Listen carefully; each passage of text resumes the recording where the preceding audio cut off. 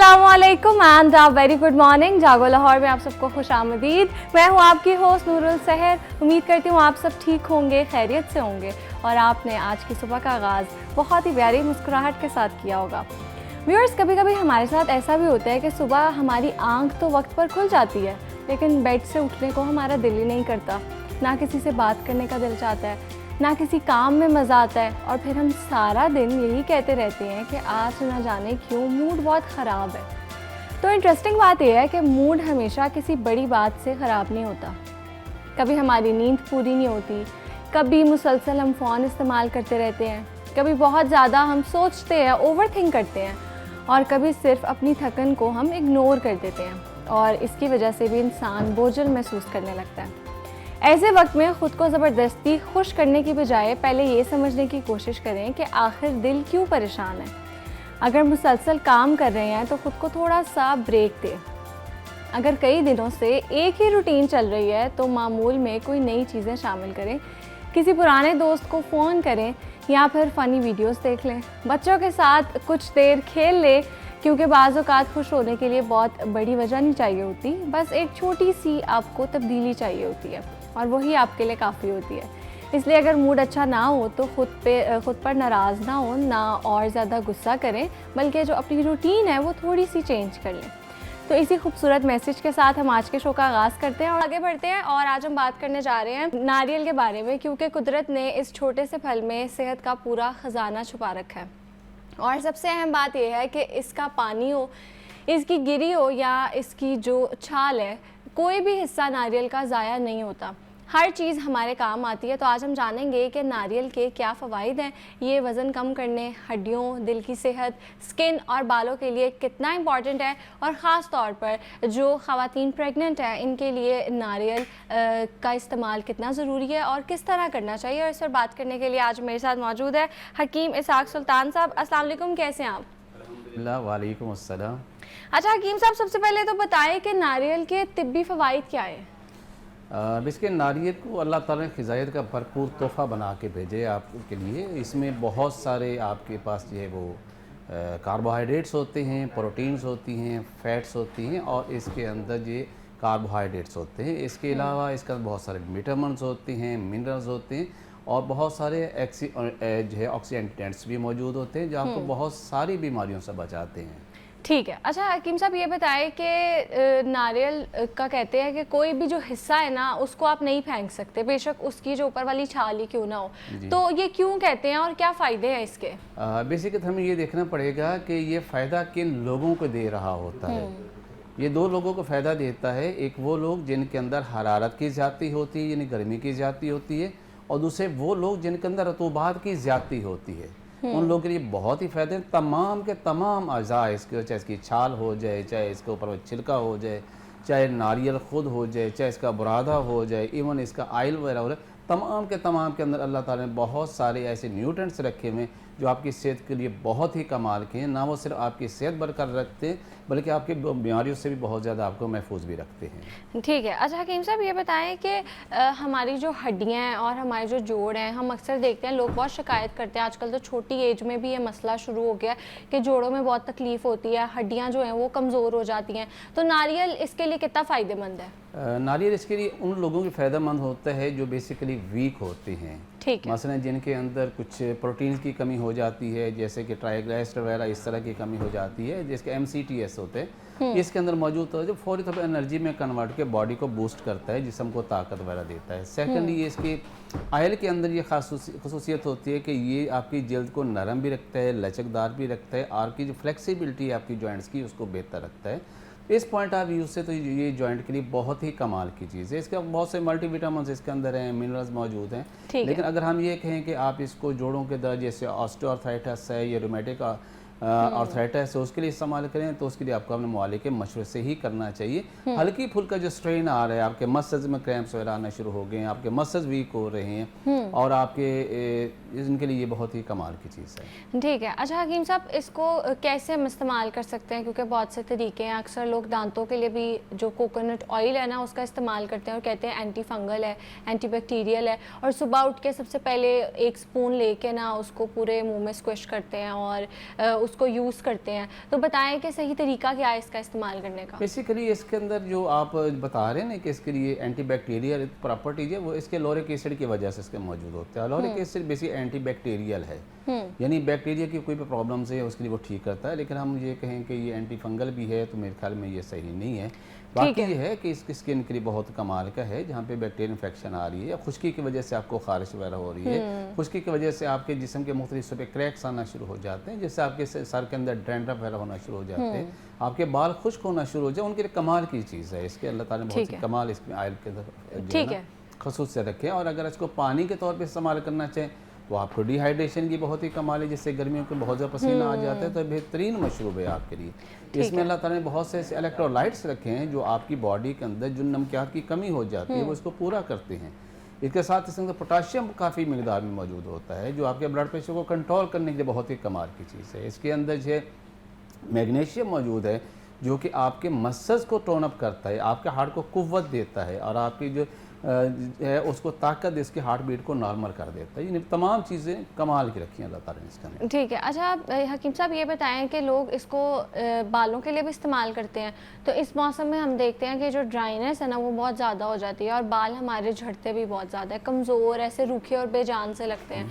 तो क्या हम कोकोनट का ऑयल, इस कोकोनट का जो ऑयल है इस वेदर में हम उसको यूज़ कर सकते हैं और किन चीज़ों के साथ मिलाकर इसको इस्तेमाल करें? ये कमाल है कि हमारे पास एक फार्मूलेशन है जिससे आप लोग से जिनके बाल वक्त से पहले ग्रे होना शुरू हो जाते हैं, जब बहुत स्पीड से उनके बाल जो सफ़ेद हो रहे होते हैं, मैं आपके छोटा सा फार्मूला बताता हूँ, वो घर में बना के 2 आयलें मिक्स करके रख लीजिए, उसे रूटीन में यूज़ कीजिए। जैसे आम आयलें आप यूज़ करते हैं या कम से कम हफ्ते में 2 से 3 बार उसको अच्छी तरह बालों के ऊपर और बालों की जड़ में मसाज करेंगे, तो ना सिर्फ आपके बाल हेल्दी होंगे, शाइनी होंगे, सिल्की होंगे, उनकी नमी बरकरार रहेगी, उनकी खुश्की ख़त्म हो जाएगी, उनके जो 2 मुंह बनते हैं वो ठीक हो जाएंगे, उनकी ग्रोथ बहुत अच्छी हो जाएगी, बल्कि ये भी होगा कि आपके बाल ऐसा ऐसा ब्लैक होना शुरू हो जाएंगे। अच्छा। अगर मैं यूँ कहूँ कि ये एक बेहतरीन आपके पास जो है एक खिजाब का काम करता है और नेचुरल है और जिसका कोई आफ्टर इफेक्ट्स भी नहीं है, तो ये कभी इसमें कोई मसाइका नहीं है। और सिर्फ 2 चीज़ें आपने लेनी है, एक तो लेना आपने नारियल का तेल, ठीक है, सपोज आपने 100 ml ले लिया है,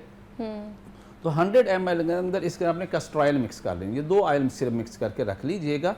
और आम रूटीन के अंदर जैसे ऑयल आप यूज़ करते हैं महीने हफ्ते में 2 से 3 दफ़ा यूज़ कीजिएगा और आप देखेंगे ऐसे ऐसा आपके बालों से मुतल्लिक़ जितनी भी प्रॉब्लम्स हैं, इवन आपके बालों के अंदर खुश्की आ रही है, आपके बाल गिरना शुरू हो गए, आपके बाल वीक होना शुरू हो गए और आपके बाल बहुत स्पीड से जिससे बता दो सफ़ेद हो रहे हैं, तो वो भी ऐसा ऐसा बिल्कुल ब्लैक होना चाहिए। और ये बारहा के हमारे तजर्बात हैं कि जिन लोगों को हमने ये प्रिस्क्राइब किया उनके बाल सफ़ेद होना भी रुक गए और ऐसा ऐसा उनके बाल जो है वो नेचुरल नॉर्मल कलर की तरफ आना शुरू हो जाते हैं। ठीक है। अच्छा हकीम साहब ये बताएं कि हम फेस के लिए इसको किस तरह इस्तेमाल कर सकते हैं? किसके लिए? फेस के लिए, अपने चेहरे पर किस तरह लगाएं? हाँ जी, इसके अंदर फेस के लिए ये है कि जिन लोगों को ड्राइनेस होती है, खासकर जैसे सर्दियाँ जैसे मौसम गुजरा उसके ड्राइनेस की वजह से उनके चेहरे के ऊपर जो है वो प्रॉब्लम्स आना शुरू हो जाती हैं, उनके होंठ फट जाते हैं, आप उसके इस्तेमाल करते हैं। और सेकेंडली इसके अंदर बड़ा अच्छा क्लींजर भी है यार, जिन लोगों के चेहरे पे धब्बे हैं, छाइयाँ हैं, पिंपल्स वगैरह निकल रहे हैं, वो भी आप इसको इस्तेमाल करेंगे तो उनका चेहरा बिल्कुल नीट एंड क्लीन भी होगा, ग्लो भी करेगा, बड़ा हेल्दी भी होगा। ठीक है। अच्छा तो वो उसमें इसका ऑयल इस्तेमाल करना है या इसका पाउडर? जस्ट उसका ऑयल इस्तेमाल कर, वो भी ये कम मिकदार का, इतनी जिनकी स्किन ऑयली है वो तो यूज़ ना करें, बट जिनकी स्किन ड्राई है वो उनके लिए बहुत ही कमाल की चीज़ है। ठीक है। अच्छा ये बताएं कि हमारा जो स्टमक है और हमें जो मुख्तलिफ मसाइल रहते हैं मैदे से रिलेटेड, उसके लिए जो नारियल है वो कितना मुफीद है? ये कमाल की चीज़ है। ये ख़ास तौर पर हमारे इस टाइम जो सबसे ज़्यादा प्रॉब्लम्स आ रही है, हमारे स्टमक के अंदर बहुत ज़्यादा एसिडिटी हो रही होती है, उसके लिए प्रॉब्लम्स आ जाए, हमें बहुत ज़्यादा कब्ज़ की शिकायत हो रही होती है, अक्सर लोग हमें आकर बता रहे हैं कि उनके मुंह के अंदर छाले वगैरह बन रहे होते हैं। ये सारी की सारी चीज़ें बेसिकली खुश्की की वजह से हो रही होती है हमारे जिस्म के अंदर।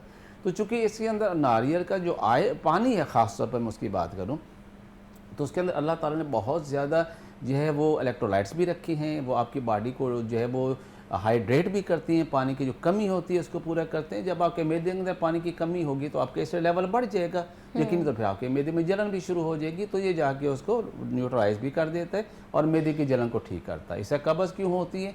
जब आपके आंतड़ियों के अंदर पानी लेवल कम हो जाता है तो फिर आपका स्टूल प्रॉपर पास नहीं होता, तो ये जाके उसको हाइड्रेट करते हैं आपकी आंतों को, आपका स्टूल आराम से पास होता है। ये मतलब है ये कब्ज़ के इलाज है। और इसी तरह जिनके मुंह में छाले होते हैं वो भी खुश्की और तेज़ाबियत की वजह से हैं, तो आप इसको इस्तेमाल करें तो इंशाल्लाह मुंह के छाले ठीक हो जाते हैं। हाँ, अलबत्ता जिनको बार बार फ्रीक्वेंटली जो है वो मुंह में छाले हो रहे हैं, स्टोमेटाइटिस वगैरह हो रहा है, तो फिर उनको अपने मालिक से मशवरा करना चाहिए कि आज ये वाकई खुश्की की वजह से या कोई और इसकी वजह है, B12 की कमी हो रही है, फोलिक एसिड की कमी हो रही है, या समटाइम जिगर की खराबी की वजह से ऐसा हो रहा है, तो फिर अपने मालिक से आप बात करें, वो आपको प्रॉपर इलाज करें। लेकिन हल्की फुल्की जो प्रॉब्लम्स हैं वो इससे अल्हम्दुलिल्लाह बिल्कुल ठीक हो जाते हैं और आपको मालिक पर जाने की कतअन कोई ज़रूरत नहीं होती। ठीक है। अच्छा हकीम साहब, ये बताएं कि जो ख़वातीन प्रेग्नेंट है वो इसको किस तरह इस्तेमाल कर सकती हैं और उनके लिए कितना फ़ायदेमंद है? ये बड़े कमाल का ट्रेडिशनल एक हमारे यहाँ चल रहा है कि वो ख़वातीन जो चाहती हैं उनके बच्चे बड़े खूबसूरत हों, चिट्टे गोरे हों, बड़े अच्छे क्यूट से हों, वो इसके इस्तेमाल रेगुलर करती हैं। जस्ट इसका पानी के इस्तेमाल कर लें, वो इसके वैसे है अगर नारियल ताज़ा है वो इस्तेमाल करें और रेगुलर इस्तेमाल करें तो उससे जो है कि उनको बहुत अच्छा मिलता है, सेहत अच्छी रहती है। एक तो ये होते हैं जो मतली कै, आपको पता है पहले 3 माह के अंदर उनको मतली और कै बहुत ज़्यादा, जिसकी वजह से डिहाइड्रेट हो रहे होते हैं, तो ये उनको कम अज़ कम पानी की कमी को पूरा कर देता है। फिर इसमें बहुत सारे इलेक्ट्रोलाइट्स जैसे मैं बताया कि वो पूरे हो जाते हैं। इसके अंदर बहुत सारे विटामिन हैं, मिनरल दे रहे हैं, जैसे कैल्शियम है, मैग्नीशियम है, इवन विटामिन सी है, विटामिन बी है। सो बहुत सारे विटामिन हैं जो इनके ख़वातीन की सेहत के लिए बहुत अच्छे हैं। लेकिन अगर किसी ख़वातीन को कोई ज़ियाबीतस का मर्ज़ हो रहा है, कोई हाई ब्लड प्रेशर का मसला हो रहा है या कोई और ऐसा है जो कि उसको फिर अपने जो मालिक से ज़रूर मशवरा करना चाहिए और उसके मशवरे से ही इस्तेमाल करना चाहिए।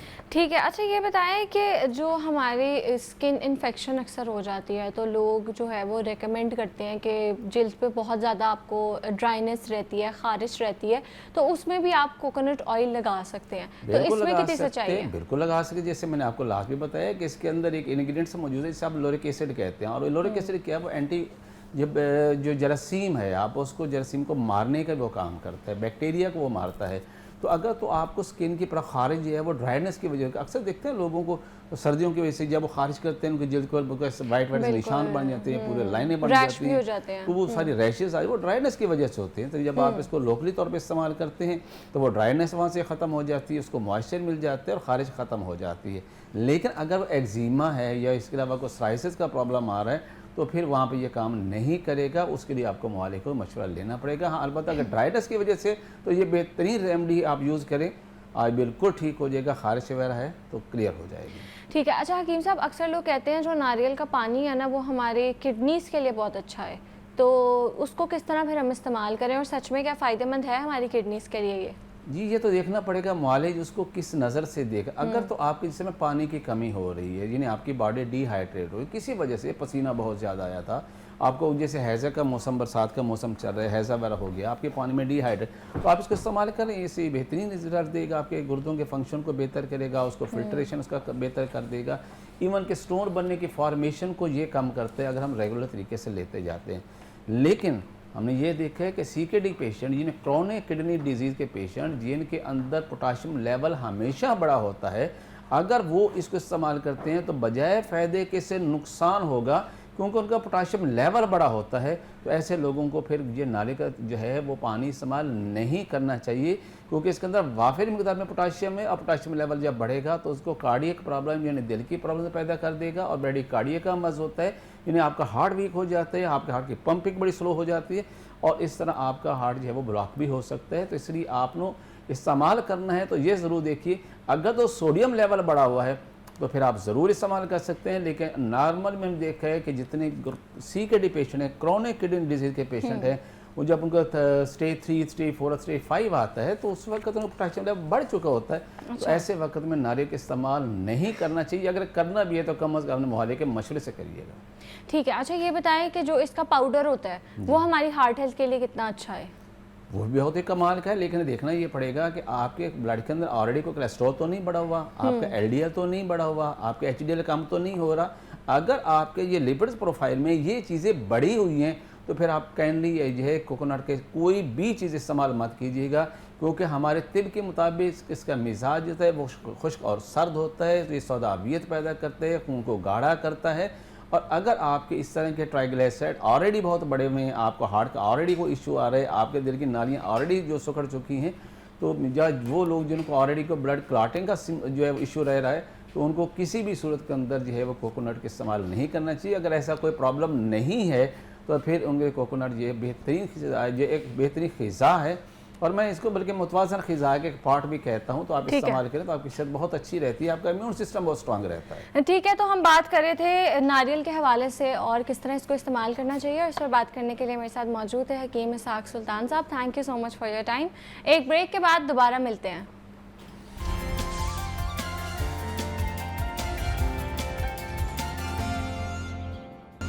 Welcome back. आगे बढ़ते हैं और बात करेंगे कि हब्स और बरसात का जो मौसम है वो आते ही सबसे बड़ा मसला यही होता है कि कौन से कपड़े पहने जो आरामदेह भी हों और जिसमें स्वेटिंग भी ना हो, और ख़ास तौर पर वर्किंग वुमेन के लिए ये चॉइस करना बहुत ज़्यादा मुश्किल हो जाता है, क्योंकि इन्हें ऐसे ड्रेस की ज़रूरत होती है जो नमी और गर्मी में भी आरामदेह और ब्रीदेबल हो और देखने में भी वो बहुत ज़्यादा प्यारा और एलिगेंट लगे। तो आज हम जानेंगे इसी हवाले से कि कौन से फैब्रिक्स पहनने चाहिए और इस वेदर में कौन से ट्रेंड्स हैं, कौन सी चीज़ें हम अच्छे से और इजीली कैरी कर सकते हैं। इस पर बात करने के लिए मेरे साथ मौजूद हैं वार्डरोब कंसल्टेंट समन असद। अस्सलाम वालेकुम, कैसी हैं आप? अस्सलाम वालेकुम, अल्लाह का शुक्र। आप सुनाएं? लुकिंग वेरी प्रीटी माशाल्लाह। Thank you so much. इतना ज़बरदस्त कलर पहना हुआ है। Thank you so much. अच्छा समन, सबसे पहले हम स्टार्ट करते हैं कि आजकल तो वैसे बड़ा प्यारा मौसम हुआ हुआ है 2-3 दिन से, लेकिन जो गर्मी हमने खाई है और आगे खानी है yes, वो हमें पता है। ऊपर से आजकल जो हब्स का मौसम है, एग्जैक्टली सबसे बुरा वेदर होता है ये वाला। बुरा। अच्छा, ये जो वेदर होता है ना, इसमें कोई इनवाइट करे कहीं, आप कहते हो भाई झूठ ही हो कि आपको कहीं जाना पड़े, नहीं कहीं भी जाने को दिल नहीं करता, आप थोड़ा सा भी मेकअप नहीं कर सकते, इवन मॉइस्चराइजर भी लगाते हो ना तो वो भी इतनी स्वेटिंग स्टार्ट हो जाती है। हालांकि मॉइस्चराइजर की जरूरत ज्यादातर इन दिनों में होती है। एग्जैक्टली ऐसे ही है, लेकिन वो मेकअप तो दूर की बात है ना। मैं इससे बात करूँ, आप स्किन केयर भी नहीं कर सकते इस वेदर में। तो सबसे पहले तो बताएं वर्किंग वुमेन के लिए कि अगर वो ऑफिस जा रही हैं तो वो किस तरह अपने आप को अच्छे से कैरी करें, अपने ड्रेस को, और क्या चीज़ें, क्या फैब्रिक्स जो हैं वो उनके लिए अच्छे हो सकते हैं इस वेदर में। अच्छा, इसमें ना बहुत ज़्यादा इंपॉर्टेंस है साइकोलॉजी की। हम सबको पता है कि लिबास का इंतखाब बहुत ज़रूरी इसलिए है कि उसका मकसद पूरा होना चाहिए, और एक लड़की के लिए, एक औरत के लिए जो लिबास का मकसद है, सबसे पहले तो जो ढांपा हो आपका, आप कहीं से निकट ना हो रहे हो, एक्सपोज ना हो रहे हो। दूसरा फिर हमारा ये कि हम उसमें कंफर्टेबल भी हों, और सबसे इम्पॉर्टेंट चीज़ है कि हम प्रेजेंटेबल भी लगें। ये हम सबको पता है, लेकिन बीइंग अ प्रोफेशनल ना एक छोटी सी बात समझने की है कि हम कहते हैं कि हमें अपने कंफर्ट जोन से थोड़ा सा बाहर आना पड़ता है if you want to project right image. तो ऐसा लिबास जो ब्रीदेबल भी हो, जिसको पहनकर सिलवट भी ना ज़्यादा आए लिबास के ऊपर, और ये भी ना हो कि आपको पहनने के बाद आप बहुत ज़्यादा ही कंफर्टेबल हो जाएं, बहुत ही ज़्यादा इजी हो जाए कि आपको लगना शुरू हो जाए आप अपने घर के लिविंग रूम में बैठे हुए। तो हमेशा प्रोफेशनल्स को मेरी सजेशन होती है थोड़ा सा कंफर्ट जोन से बाहर आ जाए। ठीक है, कॉटन ना पहने, कॉटन ठीक है वो ब्रीदेबल ज़्यादा नहीं है। कोशिश कर लें, लॉन में बहुत कम सिलवट आती है। अच्छे ब्रांड की अगर आपने लॉन पहनी हो, अरेबिक लॉन एक बड़ा ज़बरदस्त फैब्रिक है। अरेबिक लॉन मुझे लगता है बना ही आजकल के दिनों के लिए, क्योंकि वो इतना ब्रीदेबल है। जिस तरह आप सर्दियों में लिनन को बड़ा सॉफ्ट फील करते हैं, एग्जैक्टली उसी तरह जो अरेबिक लॉन है उसमें थोड़ा सा ना स्लिपरी सा टच होता है। आप उसको जब कैरी करते हो वो फ्लोई होता है, उसमें ज़्यादा सिलवट नहीं आती, वो बड़ा शाइनी होता है, और एट द सेम टाइम वो प्रेजेंटेबल शो करता है आपको।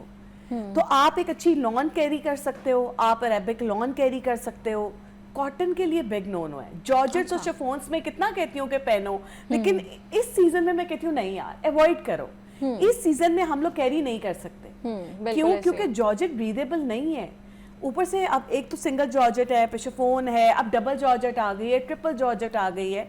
डबल जॉर्जेट, ट्रिपल जॉर्जेट को आप रहने दें सर्दियों के लिए, ठीक है। आप इस मौसम में कोशिश करें कि अच्छा जो आप इस वक्त आपने एक फैब्रिक पहना हुआ है, इसको रॉ सिल्क कहते हैं, if I am not wrong, right? अच्छा, रॉ सिल्क में भी अब डिफरेंट फैब्रिक्स आ गए, बिल्कुल ऐसे, ठीक है। इसमें जो सॉफ्ट वाला फैब्रिक है ना, वो बहुत ब्रीदेबल है, वो बहुत प्रेजेंटेबल है।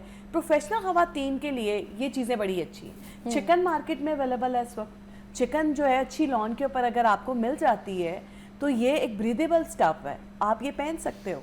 सो ये 3-4 फैब्रिक्स हैं जिसको मद्देनजर रखना चाहिए। ठीक है।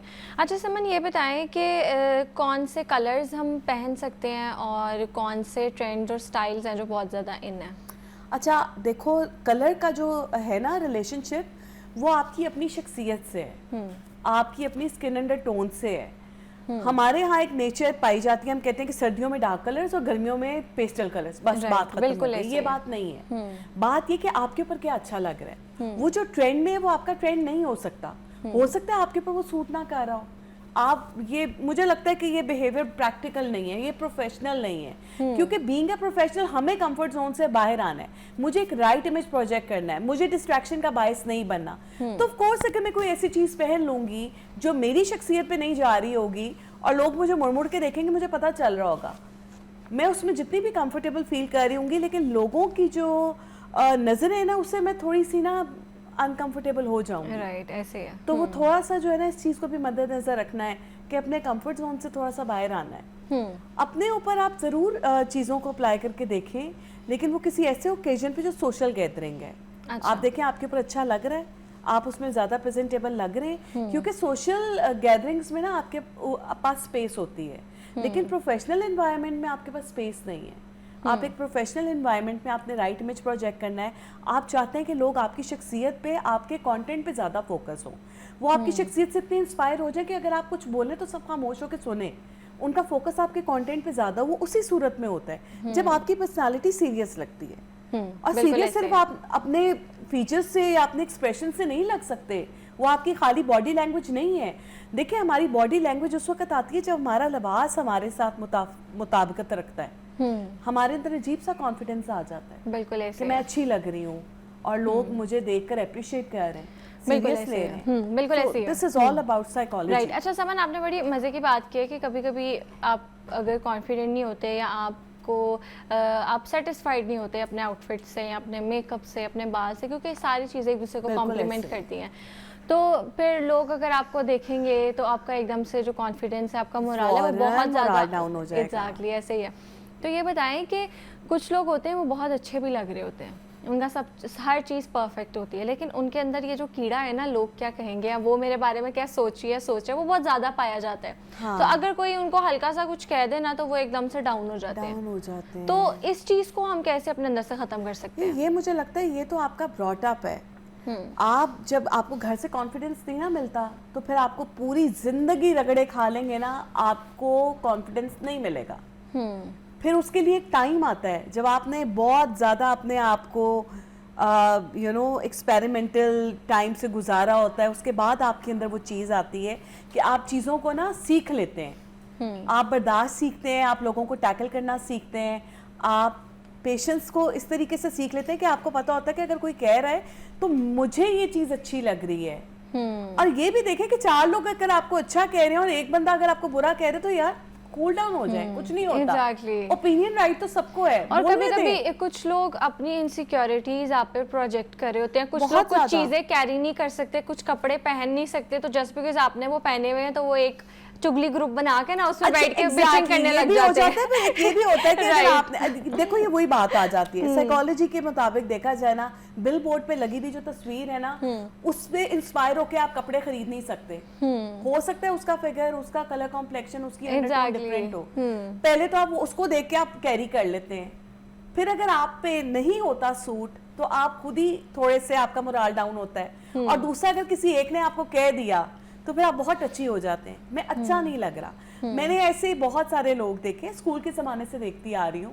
मुझे याद है हमारा फेयरवेल था और मेरी क्लास फेलो, उस दिन स्कूल में कह दिया गया एक दिन पहले कि कोई लड़की जीन्स नहीं पहन कर आएगी, और शी वॉज वेरी इंटरेस्टेड कि उसने जीन्स पहन के आनी है। लेकिन जब उसको पता चला कि मैनेजमेंट की तरफ से ऑर्डर्स हैं, आप यकीन करें 2 दिन तक मेरी सहेली बेचारी, पहले उस दिन जब पता चला कि उसने जीन्स नहीं पहनी, उस दिन उसका मूड डाउन था।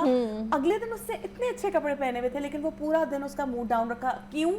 क्योंकि उसने जीन्स नहीं पहनी थी। लेकिन बहुत सारे लोगों ने ना उसको इजी ले लिया था, वो लोग जीन्स पहन कर आ गए थे, उनको किसी ने कुछ नहीं कहा, लेकिन उस बेचारी ने अपना पूरा डे रूल्स फॉलो करने के चक्कर में मैं अच्छी नहीं लग रही। हालांकि she was looking very pretty, लेकिन वो जो चीज थी ना कि नहीं मुझे वो पहनना था, तो ये मुझे लगता है ये आपके खुद के अंदर की भी इनसिक्योरिटीज है। आपको चीजों को अडेप्ट करना आना चाहिए, एडॉप्शन सीखें। जिस तरह का सिनेरियो आपको दिया जाता है ना, उसमें अपने आप को इन्वॉल्व करें और उससे अंडरस्टैंड करना सीखें, उसमें मिंगल होना सीखें। बिल्कुल ऐसे ही है। ठीक है, तो ये देखें कि एज में रहें बट स्टाइलिंग जरूर करें, और दूसरों से इंस्पायर होना सीखें, अपनी से इनसिक्योरिटीज से अपने गंदे अल्फाज ना निकालें। ये सिर्फ जेलसी है। ये आपने मेरे दिल की बात कह दी, अपने गंदे अल्फाज अपने अंदर ही रखे। बिल्कुल ऐसे ही है। अच्छा समन, आजकल हम देखते हैं कि पिछले साल से पहले ही एक फैशन आया था कॉर्ड सेट्स का, वो अभी तक चल रहा है, और वो इतना अमेजिंग कॉर्ड सेट्स का एक फैशन अभी ट्रेंड मैं रात और बड़े को देख रही एक्सपेरिमेंट्स भी हुए हैं उसमें यार। कॉर्ड सेट के ऊपर उन्होंने हाफ शोल्डर केप शॉल्स साथ लगाई हैं। I will send you the pictures इंशाल्लाह सून, और वो बल्कि हम अपलोड करेंगे, इस पे दिखाएंगे लाइव में।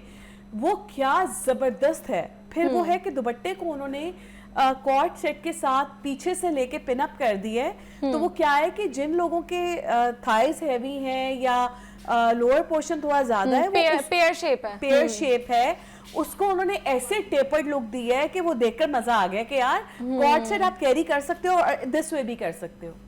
बिल्कुल तो बहुत बहुत खूबसूरत कि वो साड़ी और कॉर्ड सेट का कुछ मिक्सचर उन्होंने बना दिया। कुछ केप शॉल है, उन्होंने डिफरेंट ड्रेसेस की स्टाइलिंग को लेकर, 3 ड्रेसेस की स्टाइलिंग को लेकर एक ड्रेसिंग स्टाइल बनाया है। So we will definitely talk about it इंशाल्लाह लेटर। ठीक है। अच्छा समन, ये बताएं कि अगर किसी की इस मौसम में शादी है और हम एक तो दुल्हन के लिए भी बता दें, क्योंकि उन्होंने तो लहंगा ही पहनना है, उन्होंने वैसे ही चीज़ें करनी है, बिकॉज ऑब्वियसली हर एक ने वो अपनी एक ड्रीम शादी लुक, रेड लहंगा लुक वो की होती है। उसके अलावा अगर हम जा रहे हैं एज अ गेस्ट, तो कौन सी चीज़ें हमें पहननी चाहिए कि हमारी लुक बहुत ज़्यादा हैवी भी ना लगे, हम ईजीली कैरी भी करें और हम पहन के तंग भी ना हो? अच्छा, रॉ सिल्क आजकल बहुत ज़्यादा इन है, इसके बड़े खूबसूरत फैब्रिक्स आए हुए हैं। उसमें आप हल्का फुल्का सा काम कराएं, बहुत ज़्यादा काम ना करवाएं। ऑफ कोर्स अगर आप दुल्हन हैं तो दुल्हन को तो फिर हैवी काम करवाना है, फिर आप बेस के साथ प्ले कर सकते हैं। Chiffon is a very good option, और शिफॉन के साथ अब नेट भी आप जो आ चुकी हुई है ना, शेंटले नेट के ऊपर हैवी काम आ रहे हैं। आप मार्केट में अगर थोड़ा सा एक्सप्लोर करेंगे आप देखेंगे तो ये 2 बड़े अच्छे फैब्रिक्स हैं, शिफॉन है और शेंटले नेट है, और दूसरी नेट है।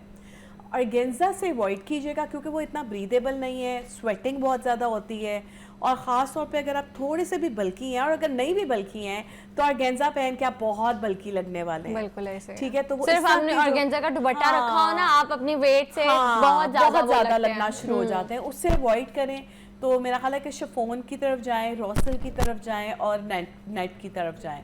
ठीक है। So, अगर हम जैसी खवातीन जिन्होंने आम किसी फंक्शन पे जाना है, अच्छा समन, इसको हम कंटिन्यू करते हैं, एक कॉलर का भी क्वेश्चन ले लें। अस्सलाम वालेकुम। अस्सलाम वालेकुम जी, मैं लाहौर से फुलरानी बात कर रही हूँ जी। मैंने क्वेश्चन करना था मैडम से। जी कीजिए। जी, क्वेश्चन मेरा ये है कि ये बहुत अच्छा बता रही हैं और मैं अक्सर इनकी चीज़ें सुनती भी रहती हूँ, लेकिन ये है कि 40 एज जिनकी हो जाए या उससे अबव हो तो उनकी हाइट भी नॉर्मल मतलब 5'1" या 5 है, छोटी है और हेल्दी ज़रा बॉडी है, तो उसके लिए ड्रेसिंग स्टाइल बता दें। और वर्किंग लेडीज हों जो, वो कैसी ड्रेसिंग करें, क्या प्लेन ड्रेसेस पहने और किस टाइप के पहने, किस तरह का कट हो, इस चीज़ पे मैंने बात करी। ठीक है जी समन, बहुत ज़बरदस्त सवाल किया है। आप प्रोफेशनल भी हैं, आपकी थोड़ी सी बॉडी बल्की भी है, और अब आपने जो है वो थोड़ा सा ना अपने आप को प्रोफेशनल भी दिखाना है, प्रेजेंटेबल भी दिखाना है। अच्छा, आप चूँकि थोड़ा बल्की हैं, उन लोगों को सजेशन होती है कि आप ना थोड़े से कलर्स डार्कर ले लें। एक तो ये प्रेजेंटेबल होते हैं, दूसरे अथॉरिटेटिव होते हैं, दूसरा ये कि जो आपका बॉडी मैस है ना उसको थोड़ा सा कंप्रेस करते हैं। आपकी बॉडी ज़्यादा बल्क में नहीं लगती, आप थोड़े से पतले लगते हैं उसमें। दूसरा ये करें कि इसमें आप प्ले करें टेक्सचर्स के साथ और लेसेस के साथ। Let's say you are wearing black colour like I am wearing today, so what I did with me कि मैंने पिंटक्स के साथ प्ले किया है और मैंने इसके साथ कुछ लेसेस को वर्टिकल लाइंस में लगा लिया है। ठीक है, उससे क्या होगा कि आपका जो ड्रेस है वो थोड़ा सा हैवी हो जाएगा। बल्कि ख़वातीन के लिए ज़रूरी है कि वो जो ड्रेस पहन रही है ना उसको थोड़ा सा एलोंगेट लुक क्रिएट करने के लिए कुछ लेसेस के साथ सेम कलर में ही प्ले करें। ठीक है।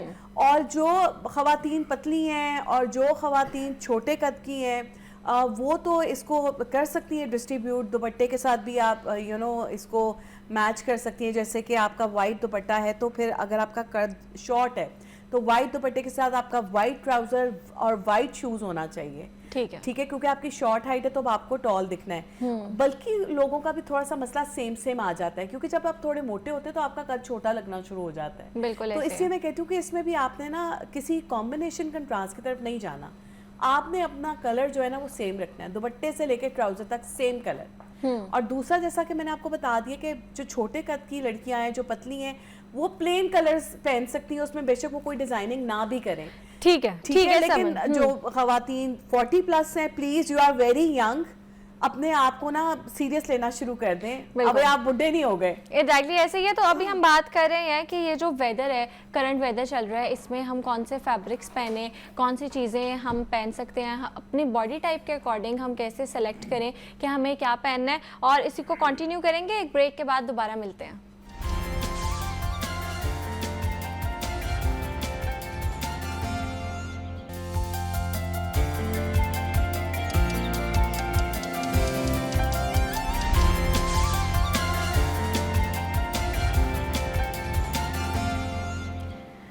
Welcome back. समन हमारे साथ मौजूद है और साथ साथ आज हमें एक ऐसी ख़ातून ने ज्वाइन किया हमारे साथ। एक ऐसी ख़ातून आज मौजूद हैं जो घर बैठे पुरानी और इस्तेमाल शुदा चीज़ों को दोबारा इस्तेमाल करके ख़ूबसूरत डेकोर तैयार करती हैं। इनके पास ख़ास महारत है कि वो आम बॉटल्स, पुरानी हमारी अशिया और रीसाइकल मवाद को अपने हुनर और तख्लीकी सोच से नई और दिलकश शक्ल दे देती हैं। वो इन चीज़ों पर पेंट करके और साथ साथ इन्हें बहुत ही ऐसी चीज़ें जो हम बिल्कुल फेंक देते हैं, हम समझते हैं कि दोबारा इसका इस्तेमाल नहीं हो सकता, उन चीज़ों को इस्तेमाल करते हुए बहुत ही प्यारी और इंटरेस्टिंग चीज़ों में बदलती हैं। मेरे साथ मौजूद है सईदा ज़हरा। अस्सलाम वालेकुम, कैसी हैं आप? वालेकुम अस्सलाम, अल्हम्दुलिल्लाह, शुक्र है। अच्छा ज़हरा, सबसे पहले तो अपने बारे में बताएं, क्या करती हैं आप और कब ये काम स्टार्ट किया आपने?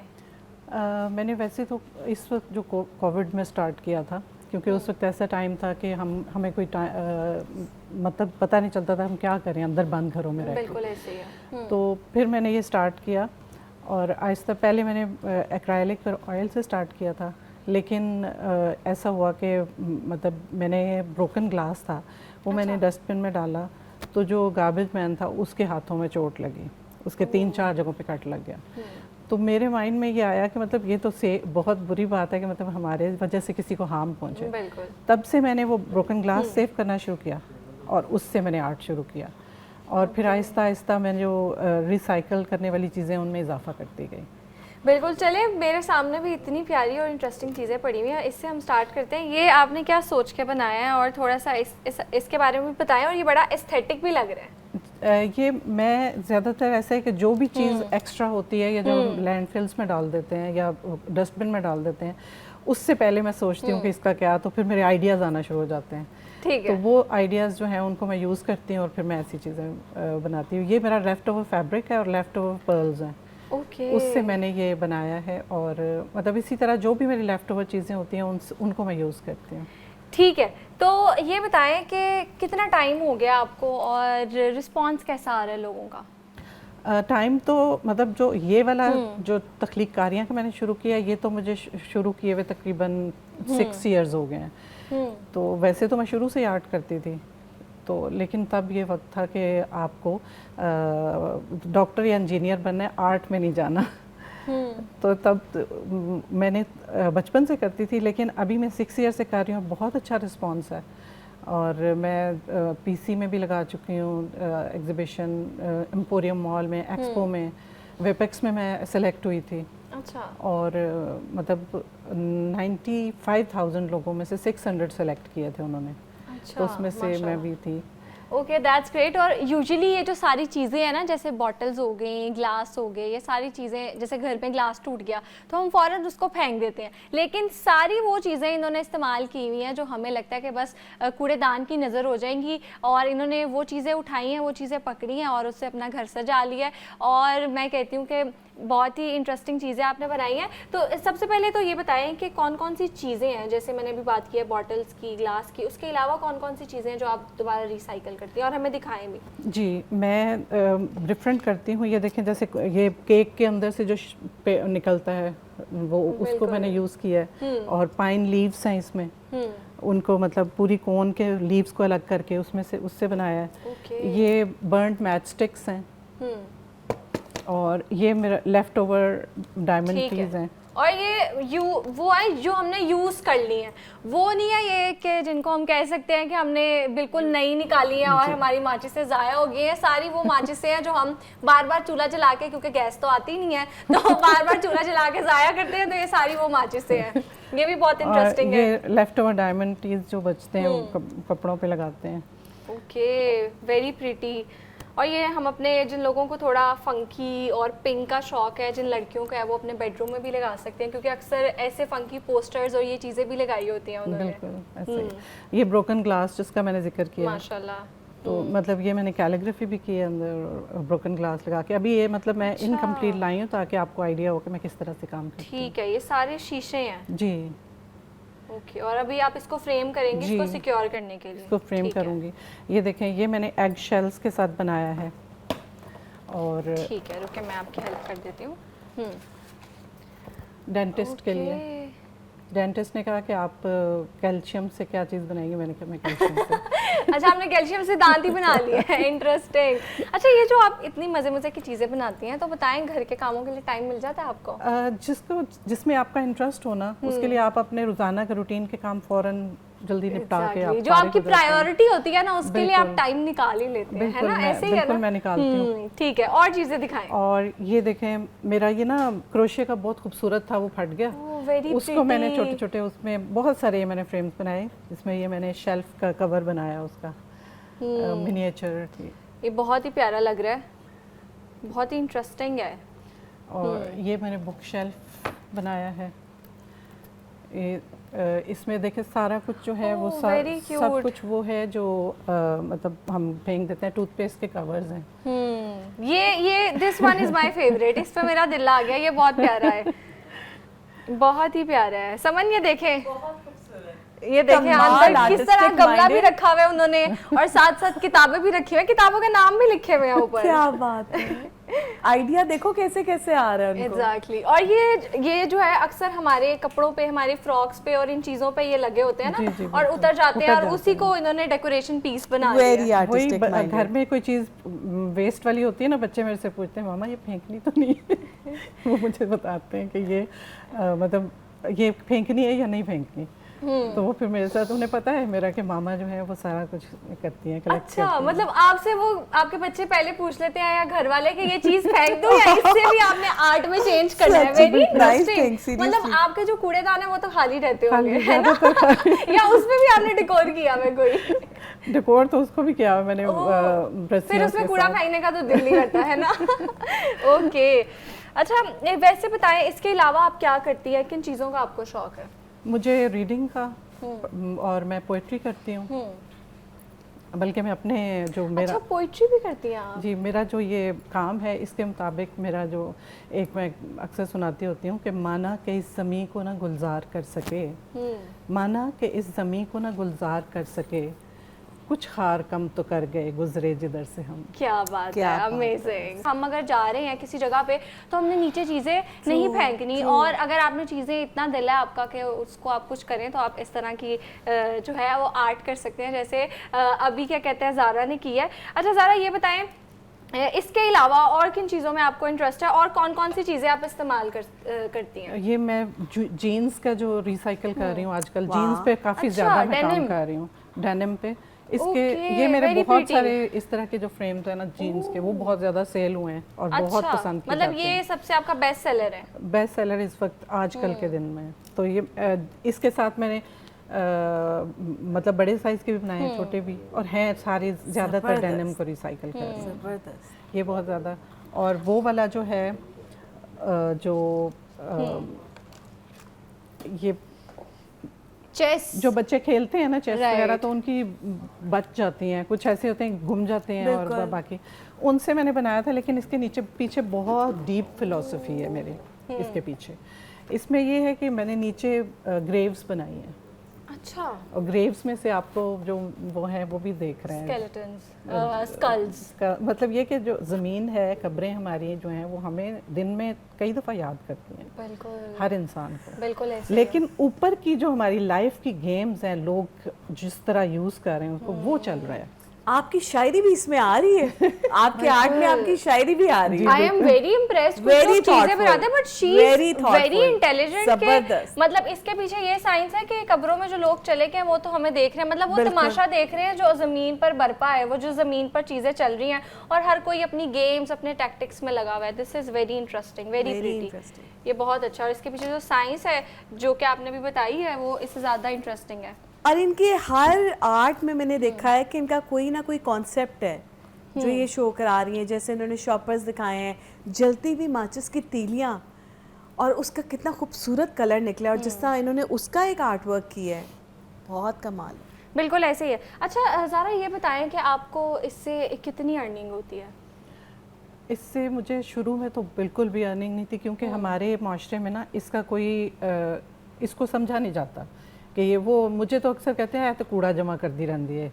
हाँ है, ये फिर वही बात आ गई ना माइंडसेट वाली। एग्जैक्टली, टिपिकल लोग अपना दिमाग का जहर निकालते हैं। हाँ, बिल्कुल। अच्छा तो मतलब अर्निंग अभी नहीं हो रही थी? नहीं, शुरू में नहीं थी, ठीक है, अभी लेकिन हो जब रही है। मेरा जब थॉटफुल लोगों ने जब उसको देखा कि उन्होंने देखा कि इसके पीछे हर एक के पीछे सोच है, जैसे कि मैम ने इसको, तो फिर मेरी एक बैंक ने मेरी 25 पेंटिंग्स मेरी खरीदी और मुझे बूस्ट मिला।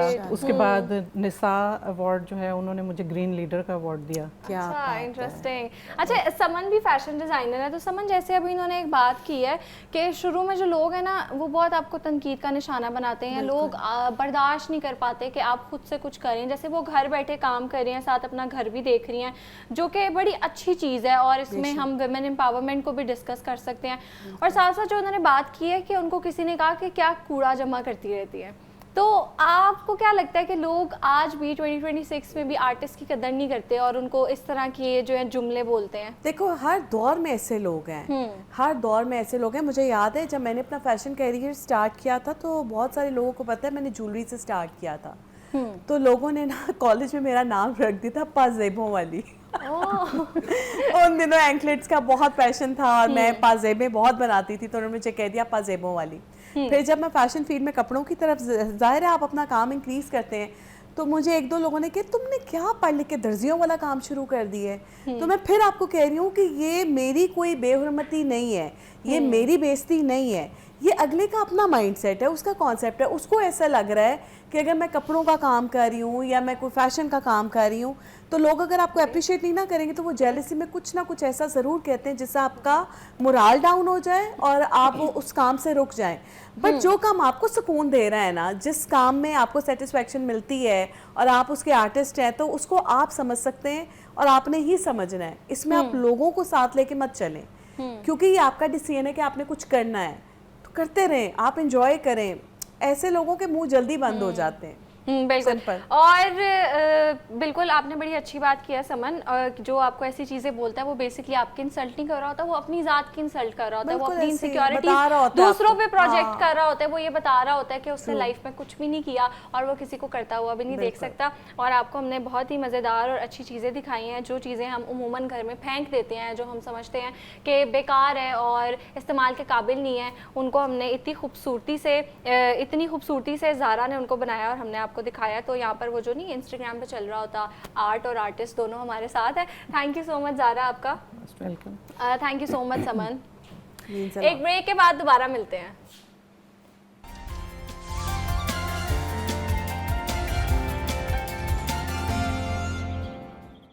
Welcome back. आगे बढ़ते और बात करेंगे कि आज के दौर में कामयाब करियर बनाना हर प्रोफेशनल का ख्वाब होता है, लेकिन एक इम्पॉर्टेंट क्वेश्चन यहाँ ये भी है कि क्या सिर्फ करियर में कामयाबी ही हकीकी कामयाबी है, या एक बैलेंस लाइफ जिसमें सेहत, रिश्ते, ज़हनी सुकून और ज़ाती इत्मीनान भी शामिल हो ज़्यादा इम्पॉर्टेंट है।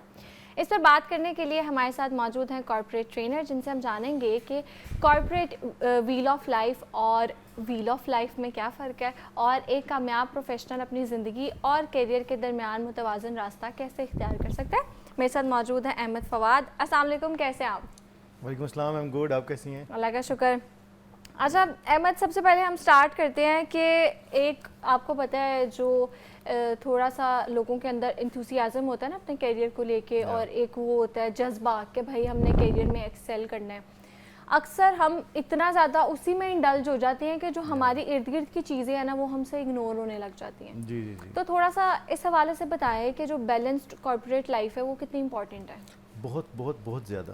और मज़े की बात यह है कि लोग अपनी पर्सनल लाइफ को कॉर्पोरेट लाइफ के साथ ना वो उसको ज़ाया कर देते हैं, पर्सनल लाइफ को इग्नोर करते चले जाते हैं।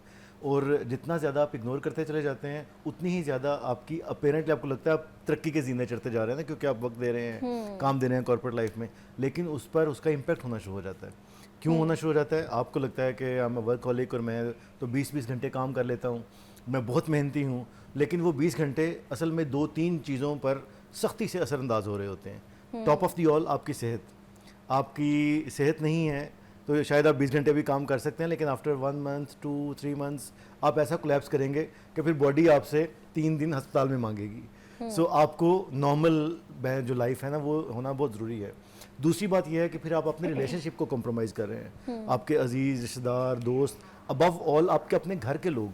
अगर आप 20 घंटे काम को दे रहे हैं, इसका मतलब है कि क्वालिटी टाइम के 2 से 3 घंटे आप अपने बीवी बच्चों के, घर वालों के निकाल के उस पर्टिकुलर जो जॉब है उसको दे रहे हैं, जो कि बहरहाल आपको करनी तो है, लेकिन कॉम्प्रोमाइज़ जो चीज़ हो रही है वो आपकी सेहत, आपकी पर्सनल लाइफ, आपकी मेंटल हेल्थ, आपकी जो रिलेशनशिप है तमाम लोगों के साथ, वो तमाम बुरी तरह जो है ना वो बुरी तरह से असरअंदाज हो रही है। So this is why balance of this both is very important.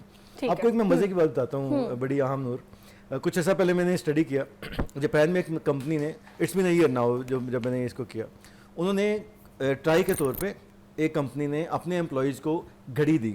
अच्छा। वो जो घड़ी थी, वॉच, रिस्ट वॉच जिसको कहते हैं, वो उन्हें अराउंड द क्लॉक बांधनी थी अपने बाजू पर, और सोना भी उसी के साथ था। ये उन्होंने क्यों मैंडेटरी किया? क्योंकि वो जो घड़ी है ना वो मेजर कर रही है आपका sleep time, and then deep sleep time, and then when you get up early in the morning, तो फिर आप पहले जो सुबह काजिब होती है, हल्का फुल्का उठते हैं, फिर आप प्रॉपरली उठते हैं, तो वो मेजर करती थी कि डीप स्लीप टाइप कितना है और कौन से वाला है।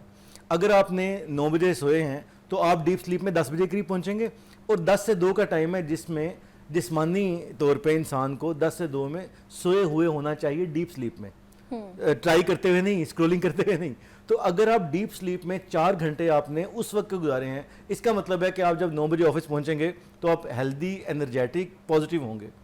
और अगर आपने वो 4 घंटे गुजार दिए और उसके बाद के 4 घंटों में डीप स्लीप में गए हैं, तो आप लेथार्जिक होंगे, थके हुए होंगे, लड़ते हुए जाएंगे।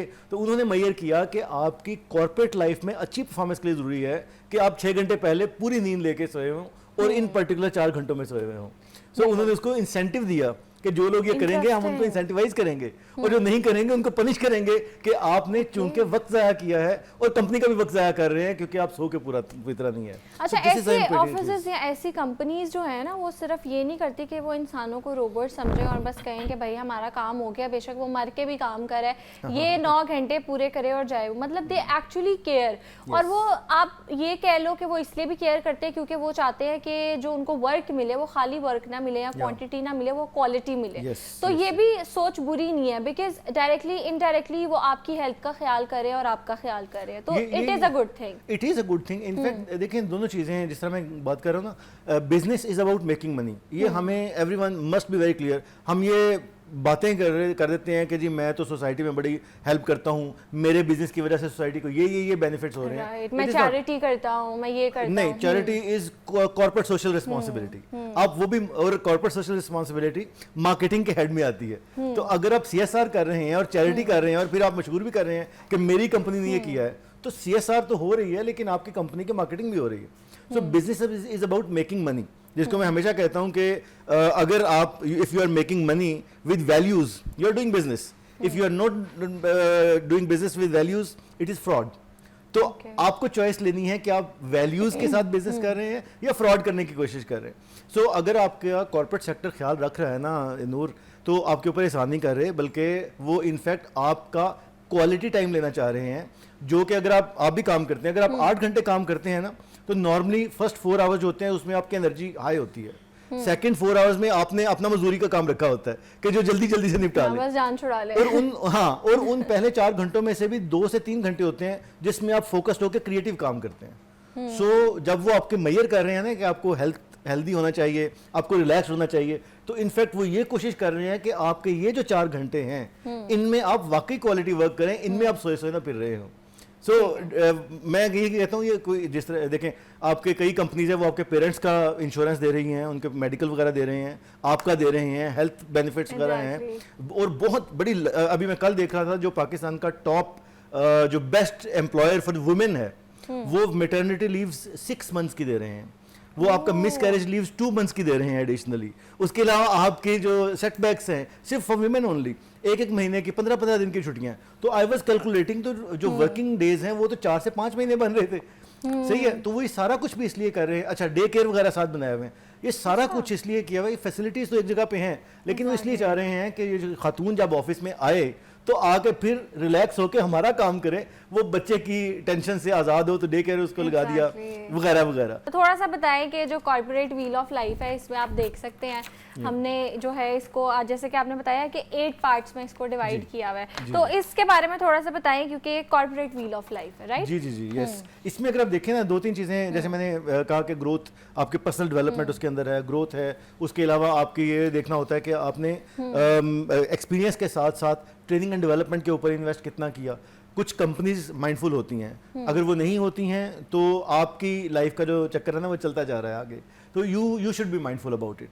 फिर एक चीज़ होती है कॉर्पोरेट लाइफ में ख़ासतौर पे, एक हम वर्टिकल ग्रोथ को बहुत ज़्यादा अहमियत देते हैं। यानी मैं एग्जेक्टिव हायर हुआ हूँ तो मैं सीनियर एग्जेक्टिव हो जाऊँ, फिर मैं असिस्टेंट मैनेजर बन जाऊँ, deputy manager, manager, director, VP, इस साइड। ये वर्टिकल ग्रोथ है। एक हॉरिजॉन्टल ग्रोथ होती है जिसके बगैर वर्टिकल ग्रोथ मुमकिन नहीं है। वो क्या है कि हॉरिजॉन्टल ग्रोथ में अमूमन जिन चीज़ों को नहीं देखा जा रहा होता वो है आपकी डिसीजन मेकिंग पावर।